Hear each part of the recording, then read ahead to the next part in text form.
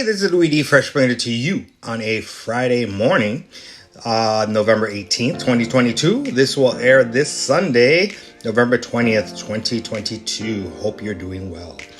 What we're going to be continuing is our four-part series of college housing.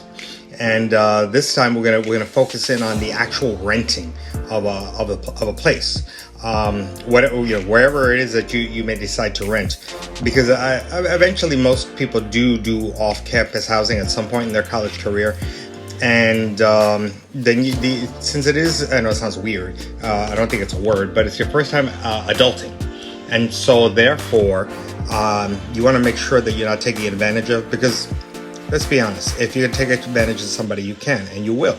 And so that's the reality of, unfortunately, landlords, that they may do that. So this third part is questions to ask for first-time renters. And again, as I mentioned just before, in our third part, our installment of college housing, again, we're just starting with college housing, where there's always so much to say about different topics.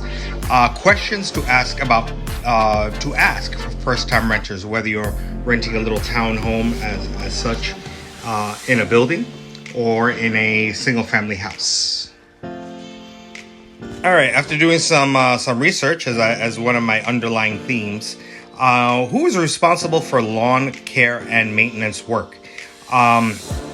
This is important. The lawn care, being here in South Florida, the lawn is always needing tending to, weeding and cutting things, just cutting stuff, and just there's a lot of work. But also the maintenance work, like for example today and at least yesterday, there was a big storm in Buffalo, New York. They're expecting anywhere between 3 and 6 feet of snow. Who's responsible for taking care of that walkway? Because if you're responsible for it, that could be quite a lofty task of shoveling all that snow. So that's an important question to ask. What is the square footage of the apartment or house that you are renting? Reason that's important is because that square footage, you may think that you're talking about the house, but they may be, you see my little space right here?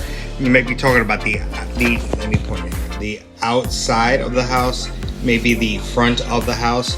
So the actual place may be smaller because they're counting the outdoors, the backyard, and the front yard.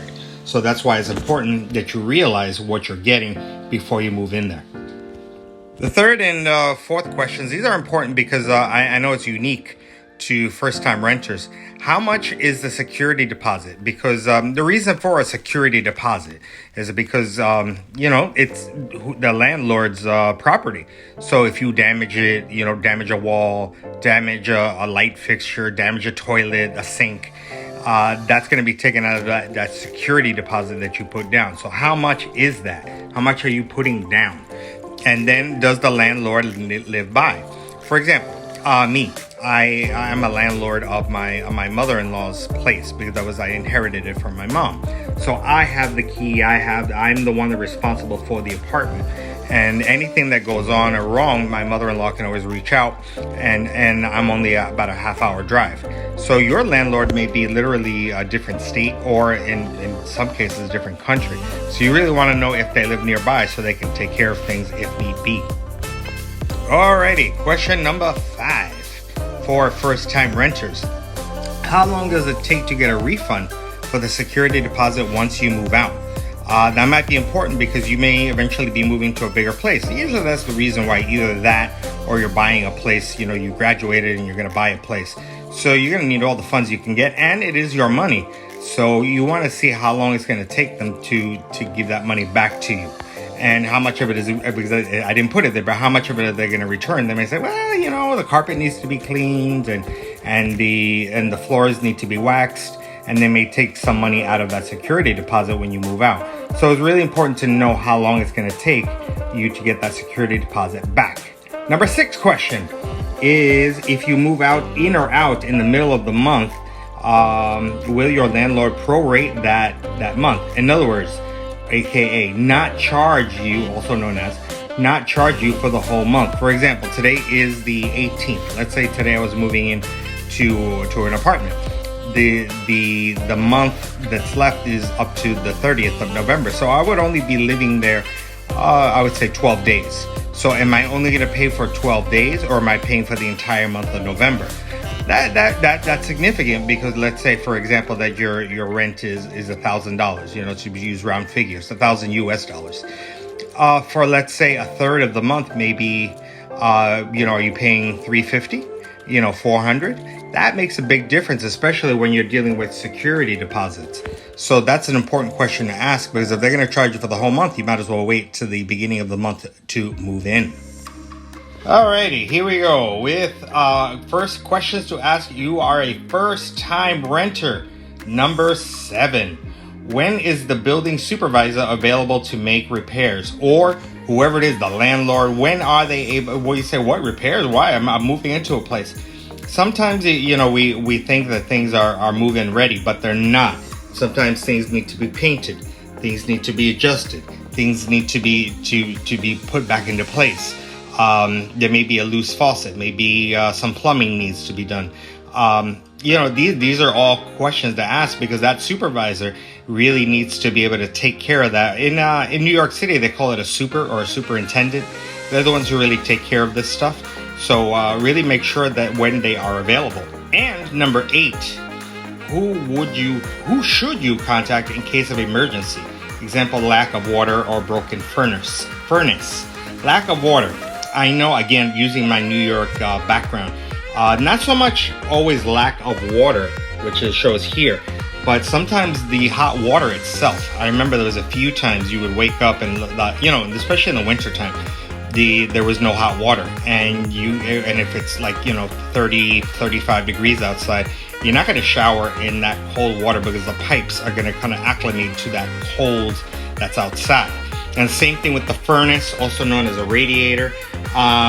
Sometimes you wake up and, oh my God, there's no heat, and the furnace blew. It needs some type of charging.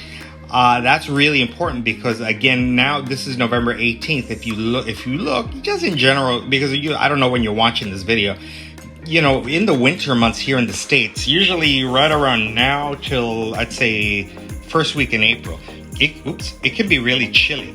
Sometimes it can be downright cold, in the single digits, 1, 2, again, Fahrenheit, 3 degrees, can be in the 30s. Like right now in my hometown, New York City, I believe it's in the upper 30s.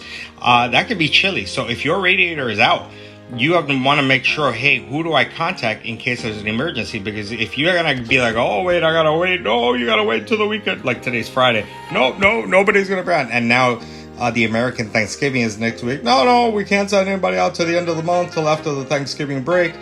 That's going to be an issue. So you really want to know in case of emergencies, because emergencies do happen, especially in colder climates, that you want to be able to rectify the problem quickly.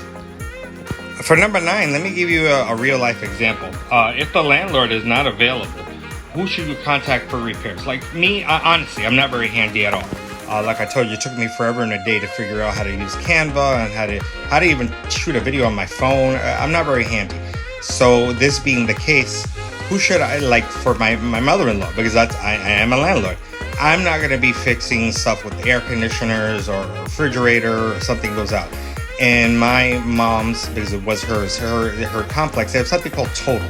In Total Services, you can give them a call, and I pay $400 a year, to be honest. And if I give them a call, they should be able to go by and repair what they need to repair. However, I have learned the hard way that the email in this case is much better to contact this company called Total, and they are able to do any repairs that need to be done. So you really need to know who should you contact and how should you contact that people for available, because I've learned that emailing is so much better for me in my particular case. And the last question you should ask, and again, there's always questions, but this is the last one I have here. Does the landlord take checks or debit cards for rent payments? Again, using me as the example, my mother-in-law always writes me a check, and she writes me, and I think it's a good policy in my opinion. She writes me checks for the entire year, and she dates them for whenever it is that she has the money in the bank. So, like for example, I know this month I went to the bank. I believe it was the 6th of November, and because that's when the money was available. So it's kind of nice to have that and know that when I could cash the check. But some people may not like checks, because a lot of people write fraudulent checks, and so you need to see. You may be somebody who, or your mom or your dad or whoever's paying your rent may want to pay with a check. You may want to also pay with a debit card. You may say, well, that's kind of antiquated, writing a check. I'm gonna use my debit card. They may like, nah, I don't think so.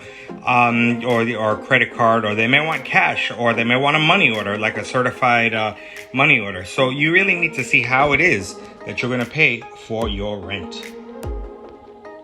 And there you go. Nice and easy, but it's important because especially with college housing, and usually the first time you're adulting, and it can be scary. It really can, because I know, like I said, it took me a while to kind of grow up. Truth, because I was living at home, and then I went to get my master's degree, and I was working and all that. So I lived at home for quite some time, and so I know the first times I was renting, whenever it was. It was challenging. It was scary because you're really not sure, because you're always so used to mom and dad or guardian taking care of things.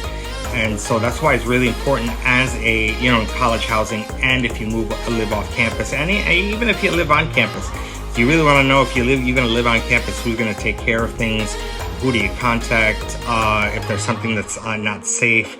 These things in terms of renting, whether it be your own, off-campus housing or on-campus housing, you really need to be aware of what you need to do, especially being first-time renters in questions. Don't be ashamed to ask questions, as I'm always asking questions, because that's how you learn. And so I hope this was helpful, and we'll continue with our last installment after I think right before the Christmas holiday. This is the Weedy Fresh.